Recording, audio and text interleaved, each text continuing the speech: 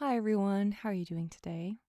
I have recently finished reading Wuthering Heights, and it got me thinking about the value of rereading books, especially after some amount of time has passed. And Wuthering Heights, as I've mentioned before, I first read when I was like 12 or 13, and I've had such a different reading experience this time. So while this video isn't going to be about that, I will share that in another video. I wanted to talk about rereading, why you might reread books, and how to decide when to reread something.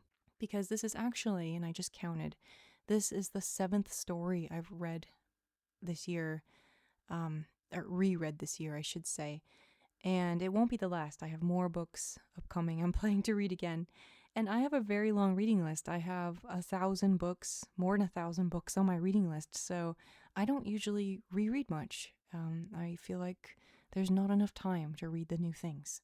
So I wanted to talk about why I do reread books, why I'm doing it more nowadays, and just kind of go through that and talk a little bit about not finishing books as well. So obviously the biggest reason to reread books is, maybe you just feel like there's more to uncover in the book, more to explore. And that's certainly been the case with these two books. These are The Painted Veil by W. Somerset Maugham and The Metamorphosis by Franz Kafka. And I've talked about both of these at length on the channel. My goal in bringing them up again was just to say that in both of these cases, I've made so many cool memories reading them with other people, whether that's family or friends or book clubs, reading these books out loud. I remember one particular book club, we were a large group of maybe 12 to 15 people, and we were reading parts of The Metamorphosis aloud, like just you read a little bit and pass it on. And this went on for like 4 hours and it was wonderful. We really enjoyed it, and so many people who were reading it for the first time just thought it was amazing. So I think that's a big reason to reread things. If you can introduce somebody to it, or just find a new group of people to talk to about it, then you'll get so much out of it, and you'll certainly see some new angles. I guarantee you. That's obviously, my first reason for rereading books.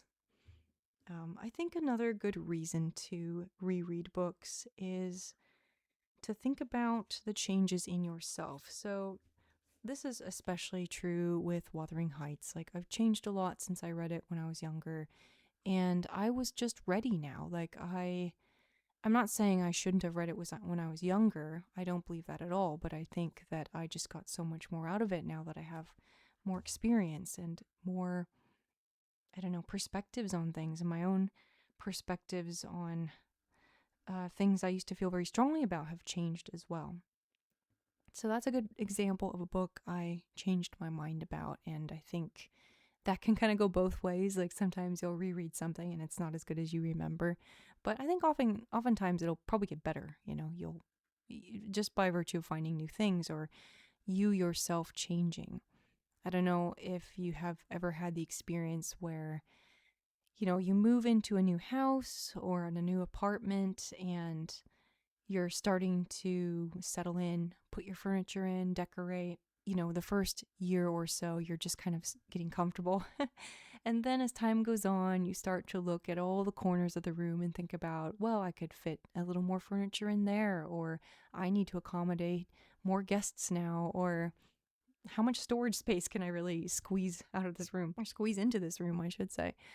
And I think rereading books can be a little bit like that. It can be a great opportunity to look in those corners of the book, look in the corners of your heart, and figure out, how might I push the limit a little bit, not in a bad way, but just like, how might I discover more? How might I view the book to kind of stretch it, see what it can be capable of.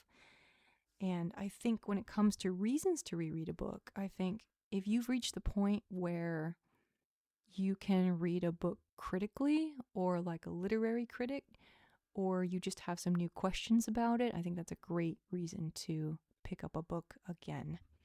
One of the books I'm planning to reread this fall is Nostromo by Joseph Conrad. This is his epic tale of imperialism, obsession, and heroism in South America, 19th century South America, a fictional country, but inspired by real places and events. And I read this some years ago, did a video review of it, really, really thought it was amazing.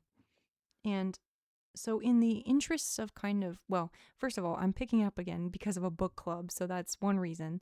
I'm going to be reading it with new people, which I'm so excited about. And then another thing that I think will be interesting is to kind of view it within the lens of this author, Jose Rizal. Now, he wrote a couple of books set in the Philippines, where he was from, in the 19th century. And both of them took a very critical view of the Spanish colonialists. This is actually the sequel, El Filibusterismo. My Spanish pronunciation's a bit rusty. And so this is the sequel to his other book, Noli Me Tangere. And I think it'll be really interesting to compare these two books because Conrad was the son of Polish revolutionaries that obviously had very critical views of Russian imperialism, and yet he himself kind of lived in the between space because he moved to Britain and worked in the British Mercantile Service, which, all these things are interconnected, right? Nonetheless, he saw the dark side of what was going on and would write about it frequently, albeit from that side where he's kind of like both a insider and an outsider. And then Rizal was writing as, one of the people whose country was being colonized and being oppressed. He risked his life to write about it, and he had a very different perspective than so many of these 19th century novels, just because of his lived experience as a Filipino. So I think it'll be so cool, and this is, again, a great reason to reread a book, to stretch it to its limits, and to view it in context, in a different context, in a different relationship to other literature. So going back to Nostromo, having read the first book by Rizal, should be pretty interesting. It should really challenge the way I'm looking at Conrad's descriptions of things, or his portrayal of the native characters, right? So that should be really cool. Let's see. So some other reasons to reread books. There's nothing wrong, though, with just rereading a book because you're in the mood for it. I'm very much a mood reader, as you know. One of the books that's really been haunting me since I first read it is Sachiko by Shusaku Endo.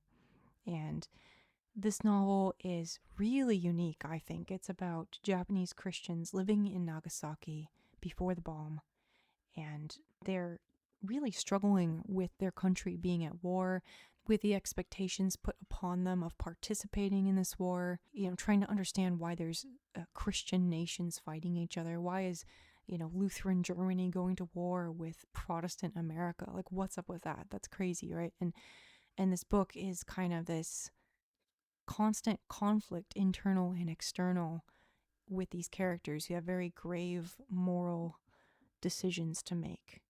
So it's a book that's really truly haunted me ever since I read it, and it's just begging to be read again because I suspect I'll find even more layers to it. But I'm really interested in sort of a slow and meditative reread of this in the near future. There's other books, I should say, that also fall into this category. I won't name all of them here, but there will be more rereads coming. That's just what it comes down to. One thing I haven't mentioned, although this is actually a good segue into it, is that sometimes a really good reason to reread books is if you can find another translation of it. Now, I think this is the only English translation of Sachiko, but as you probably remember if you've been around the channel for a while, I've read a lot of translations of Eugene Onegin by Alexander Pushkin. It's like the first modern Russian classic.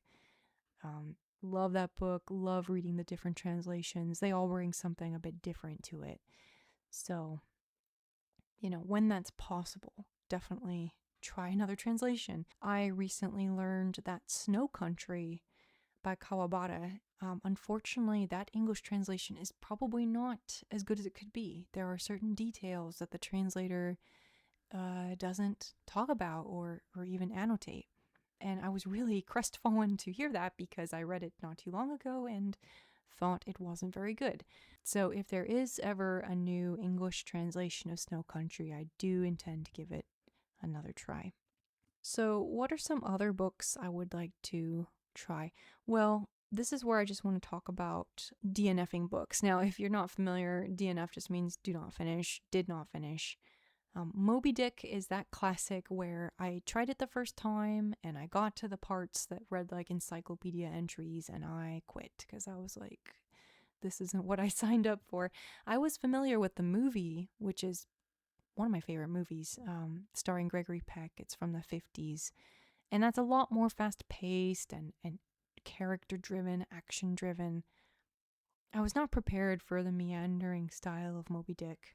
But I came back to it later when I was about 15 or 16, and I really enjoyed it then. I was really loving all the diversions and the little bits of facts here and there and the poetry of it. So, my piece of advice is if you want to set a book aside, if it's not gelling with you and you've given it a really solid try, just let it go. Just set it aside. I don't care what classic it is. I don't care if it's Moby Dick or A Tale of Two Cities or whatever.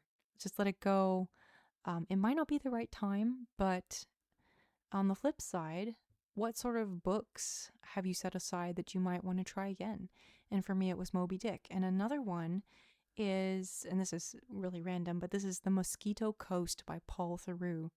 This is a story of a father who takes his family and moves them off grid to the jungle. And I thought this book was very poorly written and very slow, but I keep thinking about it. It hasn't left me. Even the bit that I did read, which I think was like a third of it, I got pretty far. But I keep thinking, hey, there might be something there. It might be worth the slow burn. There might be a big payoff at the end. I wonder. And someday I will pick up The Mosquito Coast again. That is very top of mind for rereading, and hopefully I have a good experience with it. And if not, that's okay. I can always DNF it again. All right, so I think that pretty much sums it up, but I'm really curious to hear if there's any books that you've reread that just, really changed your mind or either for the better or the worse. I would love to hear that. I think, we have to kind of balance our reading lists with revisiting favorites, mood reading with planning. But I think one thing I will say is rereading books tends to go a bit faster because you know the beats of the story, you know what's going to happen. You know the parts that are slow and the parts that you love and the parts you didn't love. So that's another good reason to pick them up, is because they actually can go a lot faster. But again, you can also go slower and you can do a really close reading of them and you can pull out a lot of new details you missed the first time. At the end of the day, I do think making a little space in your yearly reading for rereads is important. I think DNFing books is very worthwhile, and I think the best thing of all is finding people to read books with, especially if you want to go back to books you enjoyed before. So that's my little spiel for the day. Let me know what you think, and I'll see you next time. Bye.